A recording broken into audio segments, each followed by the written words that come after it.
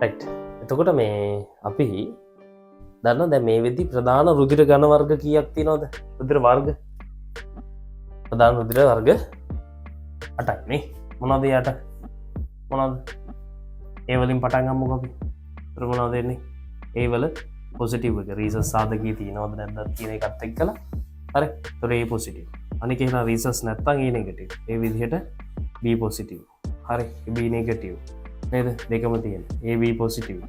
AB negative. I O positive O negative. ඔන්න විදිහට ප්‍රධාන රුධිර ඝන වර්ග 8 තියෙනවනේ මෙහෙම. එතකොට මේ රුධිර ඝන වර්ග 8න් ඔයාගේ රුධිරේ මොකක්ද කියලා හොයාගන්නේ කොහොමද? දැන් මෙහෙමනේ. ඇත්තටම දැන් අපි ඔයාලා තාම ලයිසන් අරන් නැහනේ. ලයිසන් එකක් ගන්න ගියපු දවසේ පළවෙනි දවසේ මේක චෙක් කරනවා. හරි. එහෙම නෙමෙයි ඉතින් තව ලෙඩවලට හරි හොස්පිටල් වලින් ඒ වගේ දේවල් දී ඕන තරම් මේ බ්ලඩ් ගෲප් එක චෙක් කරන අවස්ථා තියෙනවා. අත උසන් මම මේ බ්ලඩ් ගෲප් එක දන්නයි. එතකොට මේ බ්ලඩ් ගෲප් එක ගත්තාම මේක හොයාගන්න පොඩි සරල ප්‍රැක්ටිකල් එකක් තියෙන්නේ. හරි. නැත්නම් සරල විනාඩි 2-3ක පොඩි දෙයක් තියෙන්නේ මේක හොයාගන්න. එතකොට ප්‍රධාන මේ රුධිර ඝන වර්ග 8ම ඒ එක දෙයින් හොයාගන්න පුළුවන්. දැන් කරන්න මෙහෙමයි. හරි. එතකොට මේකෙදි වෙන්නේ මේ අපේ ගන්න බ්ලඩ් සැම්පල් එකක් ගන්න ඕනේ ඉස්සෙල්ලාම. බ්ලඩ් සැම්පල් එක අරගෙන ඉවර වෙලා මේ වීදුරු කදාවක් අරගෙන ওই වීදුරු කදාවට අපේ බ්ලඩ් සැම්පල් එකෙන් 0.3ක් විතර දානවා ඉස්සෙල්ලා. හරි. ඔන්න දැන් බ්ලඩ් සැම්පල් එකෙන් දාන 0.3. හරි. අපේ රුධිර 0.3ක් විතර දානවා. හරි. ඩ්‍රොප් 3ක් විතර දාන්න. ඔහොම දාලා ඉවර වෙලා මේකෙදි කරන්නේ වෙන කිමිකල් වර්ගයක් තියෙනවා. අන්නේ කිමිකල් එක දානවා. හරි. එතකොට ඉස්සෙල්ලාම දැන් ප්‍රධාන වශයෙන් ගත්තොත් එහෙම A B සහ O ගෲප් ටික හොයාගන්න ඕනේ. පොසිටිව්ද නෙගටිව්ද කියන කතාව තියෙන රීසස්ුත් එක්කලා. හරි. එතකොට ප්‍රධාන වශයෙන් මේ කිමිකල්ස් තුන ගත්තාම ඒ කිමිකල්ස් තුනේදී ඔය එක එකකට අදාළව මෙතන ප්‍රතික්‍රියාවක් තමයි අතරම වෙන්නේ. රියැක්ෂන් එකක් නැත්නම් රියැක්ට් කරන එකක් තමයි වෙන්නේ. හරි. ඊට කලින් මේක අපි නිකන් මාක් කරගමු මෙහෙම. මම නිකන් දාගන්නම් මේක එකක් A අනික B. ඒ කියන්නේ මේ රුධිර A ගණේ හොයාගන්න තමයි A. B එකට B. හරි. මෙන්න මේ රීසස් හොයන්න තමයි මේ D කියන එක පාවිච්චි කරන්නේ. හරි. මම D කියලා දාගන්නවා නිකමට. හරි. එතකොට මෙන්න මේ දාන කිමිකල්ස් වර්ග තුනක් තියෙනවා කියලා මම කිව්වනේ. මේ ප්‍රැක්ටිකල් එක දැන් මේකෙන් පස්සේ බලන්න පුළුවන් ඔයාලට. හරි. මේකෙන් මම බලන්න දාන්නම්. ඒක බලන්න. හරි. එතකොට මෙහෙම දැන් අපේ මේ ලේ බින්දු තුන දාලා ඉවර වෙලා නැත්නම් ලේ ඩ්‍රොප් තුන දාලා ඉවර වෙලා මේකට මම කිව්වා කිමිකල්ස් වර්ග තුනක් දානවා. හරි. එතකොට මෙන්න මෙතෙන්ට දානවා මෙන්න මේ වගේ අපි හිතමු නිකන් මෙන්න මෙහෙම දානවා. හරි. කිමිකල්ස් එක. කිමිකල්ස් වර්ග තුනෙන් ඩ්‍රොප් තුනක් දාන්නේ.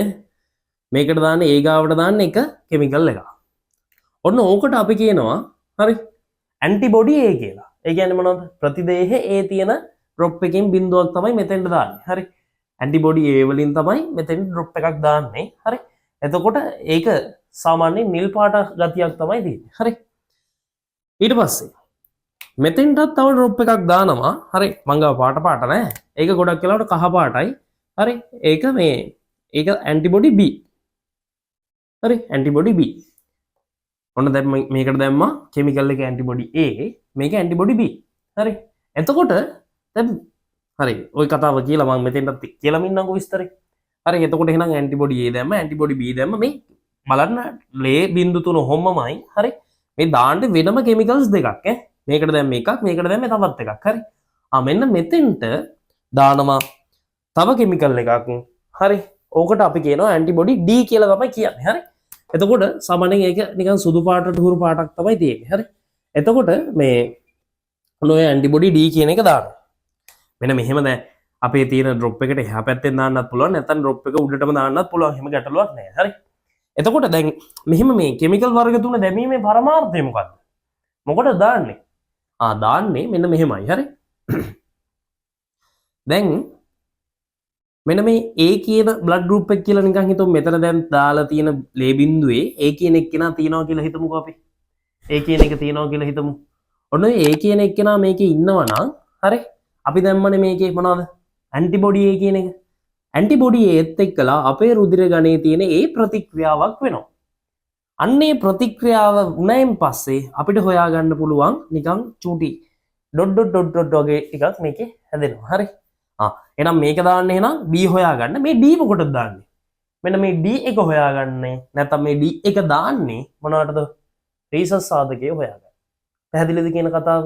එහෙනම් රීසස් තියෙනවා නම් මේ දෙන්නගෙදි මේකේ ඩොට් හැදෙනවා. හරි මං එන්නම් එතෙන්ද.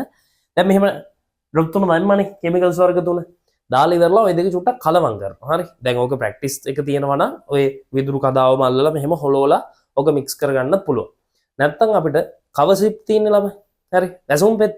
වැසුම් පෙත්තක් පාවිච්චි කරලා කලවම් කරගන්නත් පුළුවන්. එහෙම කරලා මික්ස් කරලා මේ චූටි වෙලාවකින් බලනවා. හරි. මේ විනාඩි 2-3ක් තිබ්බනම් ඇති. හරි. ඊට පස්සේ ඒ විනාඩි 2-3න් පස්සේ බලපුවහම මං හිතන්නම් මෙහෙම බලන්න හොඳට බලන් ඉන්න. හරි. එතකොට මෙන්න මගේ පළවෙනි ඩ්‍රොප් එක මේක කියලා හිතන්න ලේ බිඳුව මේක B එක. හරි. මේක D එක කියලා නිකන් හිතමු අපි. දැන් මගේ හරි මේ දාපු ලේ බිඳුවේ මට දැන් මෙන්න මේ දෙන්න කලවම් කරානේ. මේ දෙන්න කලවම් කරයින් පස්සේ මික්ස් කරනවා මම කියවනේ. මික්ස් කරාට පස්සේ මට මෙහෙම පේනවා. මොනවද? මලබිලි නැගිටලා එනවද? හරි. මෙහෙම හරි පේනවා. එහෙනම් මෙන්න මේ විදිහට අපිට පේනවා නම් මේක ඇතුලේ ඒ මොනවද? අන්න අපේ බ්ලඩ් ගෲප් එකේ A තියෙනවා. ඒ හින්දා මේ අපි දාපු ඇන්ටිබොඩි Aත් එක්කලා අපේ බ්ලඩ් වල තිබ්බ A ප්‍රතික්‍රියා කරලා නැත්නම් රියැක්ට් එකක් වෙලා මෙන්න මෙතන අපිට මේ විදිහට පේනවා. පැහැදිලිද? එහෙනම් ඔන්න අපිට කියන්න පුළුවන් එහෙනම් ඒ තැන ඔන්න අපේ රුධිරය වර්ගයේ A. පැහැදිලිද? ඊට පස්සේ B වලත් ওই විදිහටම පේන්න ගන්නවා ඩොට් විදිහට. අන්න එහෙනම් එතන තියෙනවා B. පැහැදිලිද? ඒ වගේම D වලත් ඔන්න ওই විදිහටම ඩොට් පේනවා නා. ඒක මොකද්ද? එහෙනම් දැන් මොකද්ද? රීසස් තියෙනවා. පැහැදිලිද? එහෙනම් පොසිටිව්. එහෙනම් මොකද්ද මේ බ්ලඩ් ගෲප් එක? AB positive. පැහැදිලිද? තේරෙනවද කතාව? එහෙනම් ඔන්න ඒ තැන AB පොසිටිව් වෙනවා. දැන් නිකන් හිතන්න මෙහෙම ගන්නවා. හරි. මෙහෙම ගත්තයින් පස්සේ දැන් කියන්න ඕනේ මේ විදිහට බ්ලඩ් ගෲප් 3 නැත්නම් බ්ලඩ් ඩ්‍රොප් 3 තියෙනවා. හරි හොයාගන්න දාපු කදාවේ. කොහොම දාලා ඉවරලා කෙමිකල්ස් වර්ග 3 දැම්මට පස්සේ ටික වෙලාවක් තිබ්බට පස්සේ ඔයාලට පේන්නේ මෙන්න මෙහෙම මේ. ඒ කියන්නේ මොන තැන් දෙකේද පේන්නේ? B වලට අදාළ තැනේ රීසස් වලට අදාළ තැනේ දෙකේම පේනවා. එතකොට මොකද වෙන්නේ? එහෙනම් B ට අදාළව B කියලා හොයාගත්ත හැකි. හැබැයි මේ A කියන තැන ඇදිලාද නැහැ. එහෙනම් A නෑ ඒ බ්ලඩ් ගෲප් එකේ නේ. එහෙනම් ඒක රියැක්ෂන් එකක් මොකුත් වෙන්නේ නැහැ. එහෙනම් A නැති හින්දා. හරි. එතකොට එහෙනම් මෙතන මොකද්ද වෙන්නේ? මෙන්න B තියෙනවා. මෙතන රීසස් ඕකේ. එහෙනම් මේ ගෲප් එක මොකද්ද? B පොසිටිව් වෙනවා. තේරුණාද කතාව? ඔන්න ඔය විදිහට තමයි හොයන්නේ. හරි. එතකොට මෙතෙන්දී දැන් මම මෙහෙම එකක් ඇන්දොත් ඔන්න බලන්න. දැන් අවුලක් නැහැ. එහෙනම් AB පොසිටිව් හෝ අවුලක් නැහැ. B පොසිටිව් ඕකේ අවුලක් නැහැ. හොයාගන්න විදි දන්නවා. එහෙනම් A පොසිටිව් කොහොමද හොයාගන්නේ කියලාත් දන්නවනේ. දැන් මම නිකන් කියන්න. මේක බලන්න චුට්ටක්. ඔයාලා කියන්න මොකද්ද කියලා මෙතන තියෙන්නේ.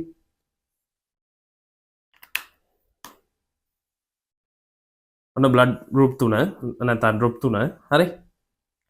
දාලා මොකද කරන්නේ? මට මෙහෙම පේනවා. ඔච්චරයි. හරි. රීසස් වලත් නැහැ B වලත් නැහැ. එහෙනම් කවුද මේ? A negative. හරි. ඇයි? රීසස් වල නැති නිසා මේ නෙගටිව් වෙනවා. මේ කෙමිකල්ස් තුන දානවා. එතකොට මේ බලන්නකො මේ බ්ලඩ් ගෲප් එක මොනවා වුණත් දාන්නේ කෙමිකල්ස් තුන ඒ තුනම තමයි. හරි.